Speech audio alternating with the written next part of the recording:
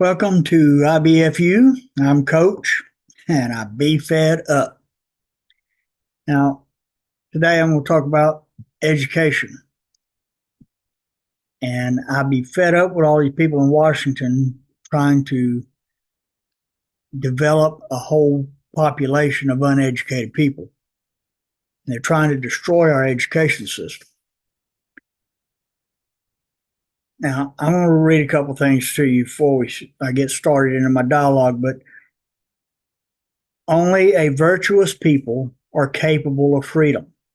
As nations become corrupt and vicious, they have more need of masters. Benjamin Franklin. Okay. Our Constitution was made only for a moral and religious people. It is wholly inadequate to the government of any other. And that's John Adams. Now, then we go to a couple more. A well-instructed people alone can be permanently a free people. James Madison. A primary object should be the education of our youth in the science of government. In a republic, what species of knowledge can be equally important? And what duty more pressing than communicating it to those who are to be the future guardians of the liberties of the country? George Washington.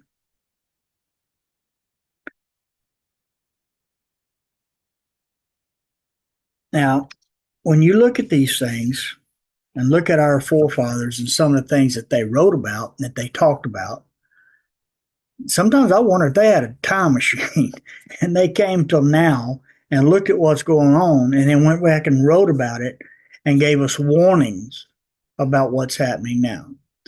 Okay, so one of the things, the first ones I talked about was a virtuous people. Benjamin Franklin talked about, John Adams talked about a moral and religious people. Well, in 1962, our very liberal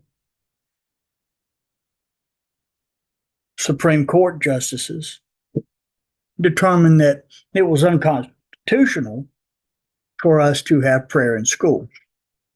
So they took that out. Okay, so then we talk about educating, right? The next one that I was reading here, and James Madison talked about a well-instructed people, and that George Washington talked about a primary objective should be the education of our youth in the science of government. Okay. Now, in 1968, the government came up with this brilliant idea. It's called ADA. It's average daily attendance. And so this system, and I was in the education system for 20 years. Okay, and what the ADA does is this: tells the school the government's going to give you X amount of dollars, and it varies from year to year, but we're going to give you this much money for every day each student is in school. Okay, so all right, that sounds cool. You know what I mean? Every day they're there. If they stay home, they don't get paid that day. But here's the problem. Every student don't get paid the same for every student. They identify all these students. Okay, and so if the student is a minority, if the student lives in a one-parent household, then that means they're a dropout risk. If they're low income, if they are special ed, if they English is a second language. So some of these kids, they get paid 4 or 5 times as much. So if they have a student that they get 5 times as much for that student, it doesn't matter what that student does. They are not going to do anything like suspend a kid from school or expel him for for destroying the classroom atmosphere and keeping 29 other kids in that room from learning, they're not going to send that kid home because it cost them too much money. Okay. Then you fast forward, and bless her heart, Miss Bush, I think her heart was in the right place, but No Child Left Behind was a travesty.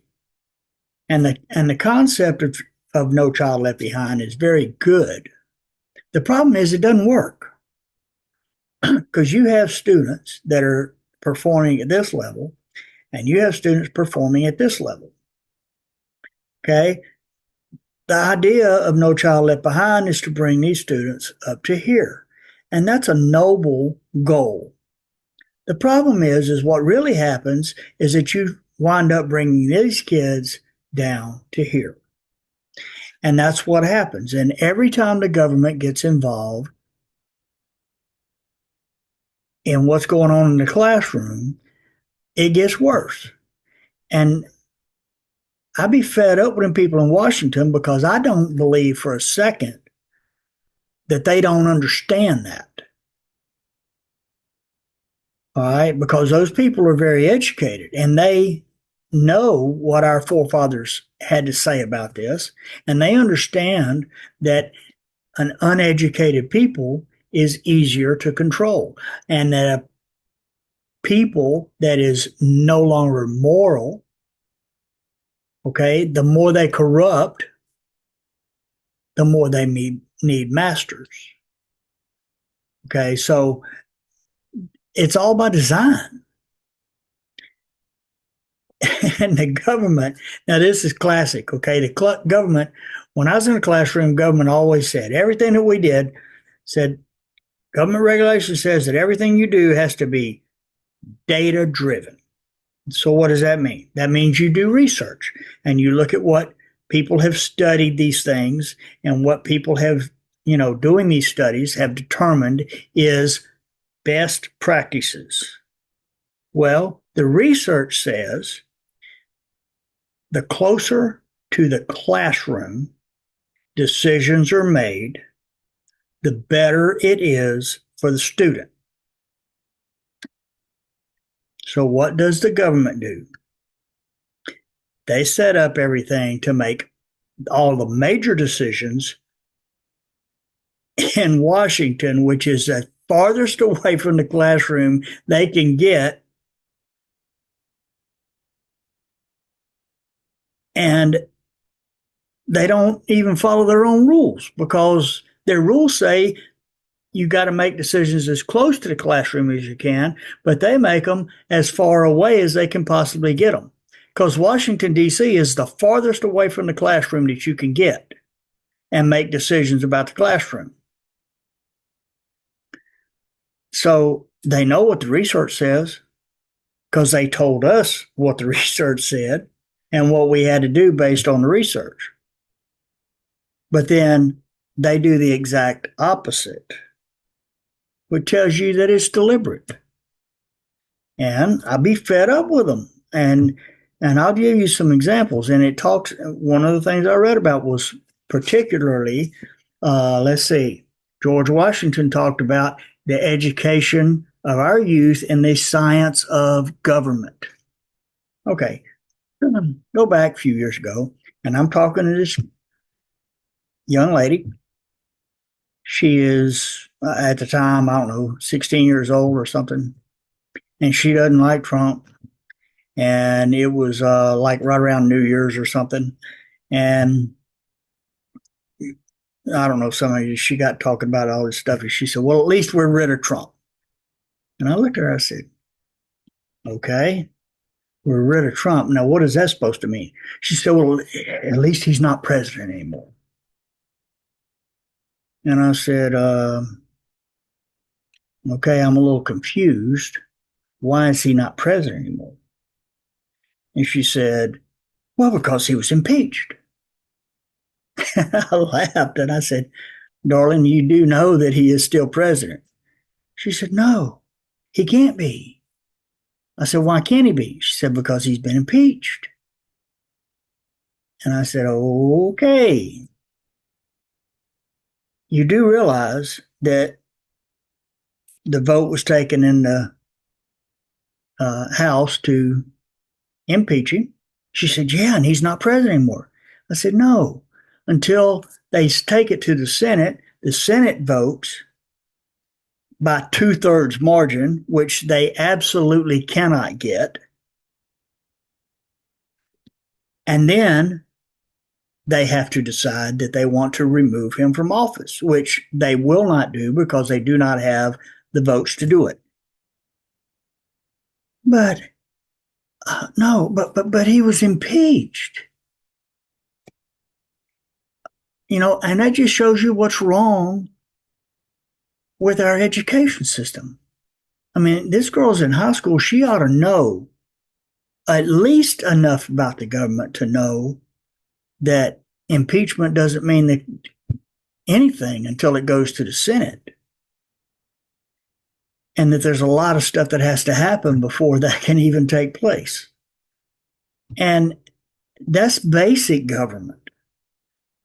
And they don't understand. Uh, they don't understand anything about how our government works, and that is because the people in Washington don't want them to know how it works. Because then the people in Washington can tell you something that's not true and you'll believe it because you don't know no better. And if we're going to save our country, we better fix our education system. Thanks for listening. This is Coach, and I'll be fed up.